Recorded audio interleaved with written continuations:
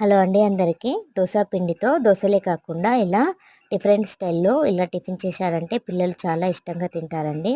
So, ఈరోజు మా tiffin వచ్చేసి గుంత పొంగనాలండి. సో, ఇందుకోసం క్యారెట్‌ని చిన్నగా తరుముకోవాలి. కొంచెం దోస పిండి తీసుకొని తరుముకున్న క్యారెటు మరియు చిన్నగా కట్ చేసుకున్న ఉల్లిపాయలు, కొత్తిమీర, ఉప్పు, జీలకర్ర, కొంచెం నానబెట్టిన పెసరపప్పు వేసుకొని మిక్స్ చేసుకోవాలి. తర్వాత గుంత పొంగనాల ప్యాన్ ప్రీహీట్ చేసుకోవాలి. దాంట్లో కొంచెం ఆయిల్ వేసుకొని హీట్ చేసుకున్న తర్వాత మనం మిక్స్ చేసుకున్న దోస పిండిని అందులో వేసి ఒక 5 మినిట్స్ కుక్ చేసుకోవాలండి. ఇవి పిల్లలు చాలా ఇష్టంగా తింటారు. పల్లి చట్నీతో, టమాటా చట్నీతో దేంతో సర్వ్ చేసుకున్నా సూపర్‌గా ఉంటాయి. ఈ వీడియో నచ్చితే ఈ ఛానల్‌ని సబ్స్క్రైబ్ చేసుకోండి. Please subscribe my channel. Thank you for watching friends and like చేయండి, షేర్ చేయండి.